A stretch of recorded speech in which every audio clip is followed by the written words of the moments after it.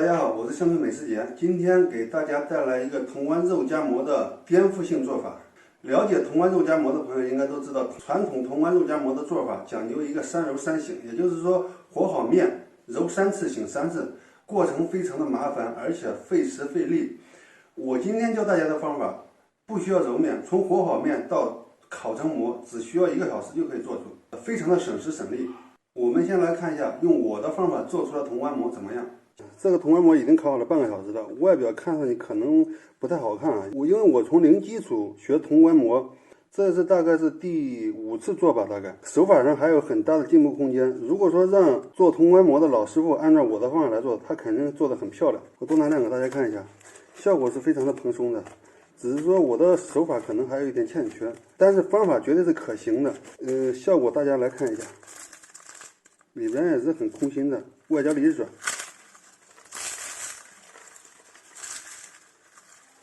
接下来我就教大家怎么做。好，现在我们开始啊。这里是500克面粉，这是230克热水，水温是在45度以上，然后放入0.5克的碱，搅一下，和成面絮状以后和成块。面粉的话一定要用高筋粉，我用的是伍德利3星高筋小麦粉，蛋白含量是12.2的。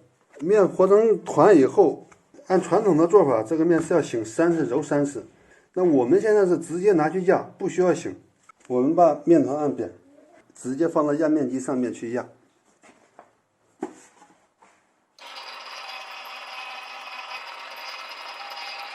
这个可能要个压7、8遍才能把它压光滑。压光滑以后，我再接着跟你们讲。这个面现在已经压光滑了，我给大家做一个有趣的试验啊。我们的面一直都是这样子来压的，朝着一个方向来压。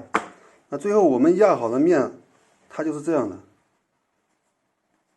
这样一拉就会断。然后这样拉的话，它就能拉很长。那如果我们把这个面横向压一次，纵向压一次，就是纵横交错的压，它出来的效果跟那个就不一样。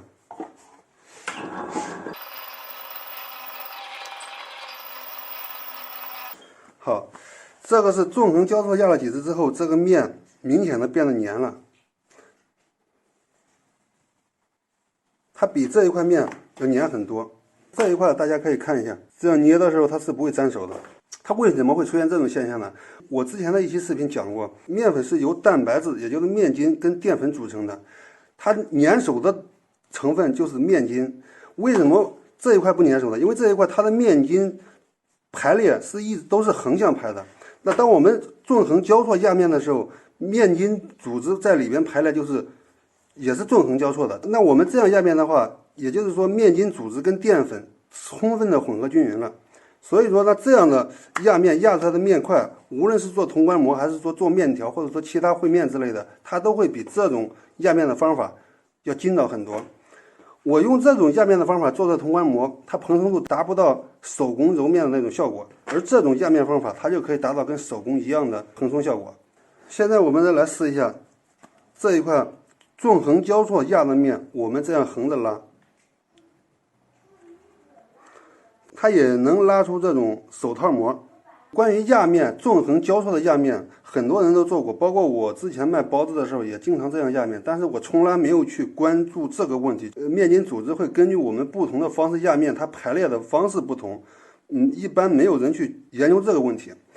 如果说我们朝一个方向压面，它的面筋组织排列就像一根毛线，那我们纵横交错来压面，它的面筋组织排列就像我们用毛线织成的毛衣，筋度会比我们朝一个方向压面要劲道很多。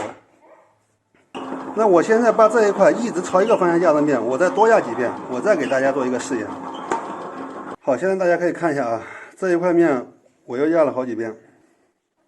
如果说你这样拉的话，它还是会断。这就是说，我们如果说只朝一个方向压面，它的面筋组织永远就是一直是横向排列的，就像一根毛线一样。这一个发现呢，它可以应用到很多面食里边，不只是说潼关肉夹馍，包括面条、烩面、扯面，甚至是拉面。拉面这2天还正在试验。如果说这个方法也能解决拉面，这个发现作用就会变得更大。好，现在这个已经比较完了，现在我就把这2块面压到一起。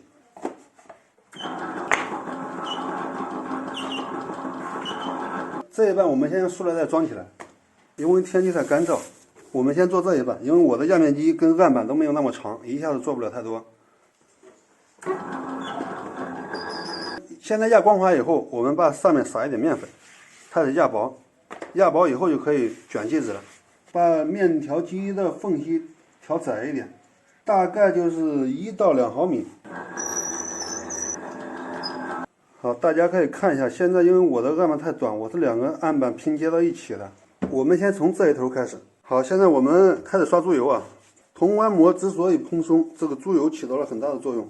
刷完猪油以后，把这个拉起来，我们先把它给拉深一点，也就是说拉薄一点。好，然后从这头卷起来。刚开始我们就正常的卷，卷着卷着它就会有一头跑出来，那个不用管，就这样继续卷。这一头把这边包住的时候，然后我们再斜着往这边斜着卷，把这一头给包住。好，这边没油了之后，我们继续刷油。刷完油以后继续卷，卷到这边的头也包住了。好，我们继续再斜过来，记住一定要拉伸一下。好，这边又没油了，还要继续刷油。好，最后大家看一下啊，大概就是这么长。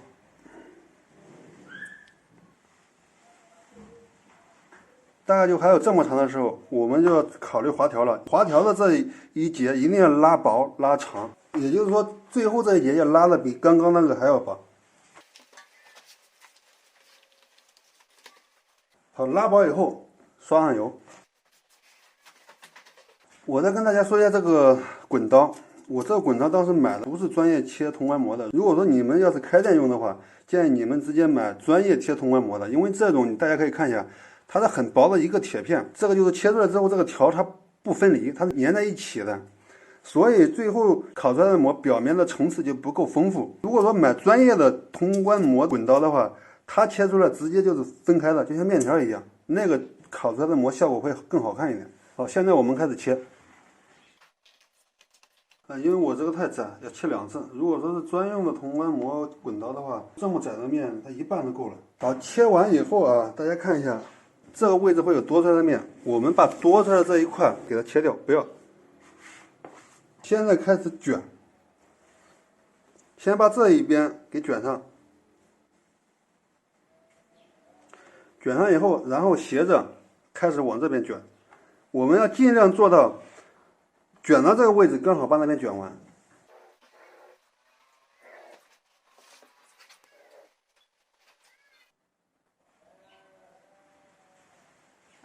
好，这一个卷好以后，我们先放一边，我们再做那一块面。那一块面跟这个方法是一样的，我就不再跟大家演示了。等会儿我直接教大家出剂子。这刚刚剩的这一块面就跟这一块面压到一起。好，现在2个剂子已经弄好了，我们开始出剂子。剂子的大小是在100到110克。这个手捏，这个手转。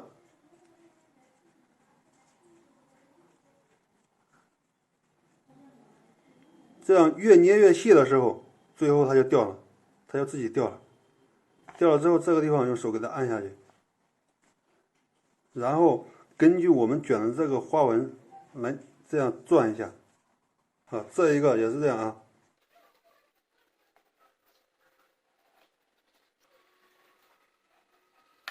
剂子出完以后，我们先把烤炉打开。如果说你家里边没有烤炉的话，就用烤箱，上下火调到230度，提前预热一下。那我用的就是这种烤箱啊，温度一般是调到预热到230度左右。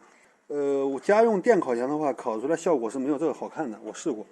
先放这给它预热就行了。我们去擀膜，擀膜的时候，我们拿起来之后，把这个中间的位置按下去，一定按下去之后也是要在中间的位置啊。按完之后，把它反过来，擀反面。记住，一定要擀反面，不能擀正面。轻轻的擀，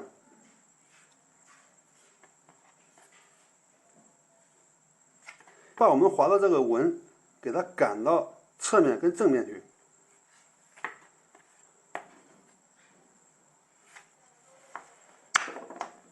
好，擀完之后，大家可以看一下，正面的纹路很清晰，然后反面就没有什么纹路。大小是控制在11到12公分之间。好，所有的饼胚擀完以后，我们开始烙。烙饼的话，就是用这种我们家里边平常烙饼用的锅就可以。先把锅底弄一点油，先烙正面，把带花纹的这一面放在下面。用这种锅烙的话，那就是说，如果说你家里边没有烤炉的话，你就用这种锅烙。烙好以后，直接放到你家电烤箱里面去烤就可以了。烙的时候，把这一面也要抹上油。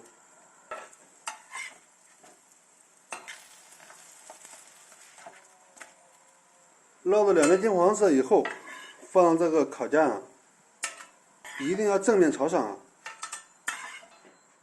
然后放到这里边去烤。温度大家可以看一下，烤2分钟，把它反过来再。好，现在2分钟了，我们拿出来看一下啊。好，把它反一下，大家可以看一下，已经鼓起来了。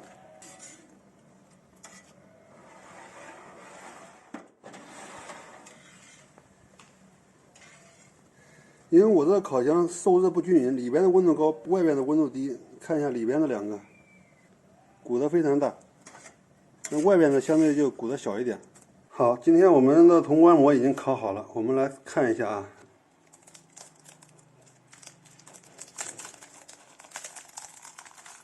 里边松软，外边酥脆。这完全归功于改变一下压面的方式，省时省力，也非常适合新手学习。今天的潼关馍教程就到这里，后续我还会根据这个方法来研究更多的面食制作，让复杂的步骤简单化。想看后续视频的，请关注我，我们下期视频再见。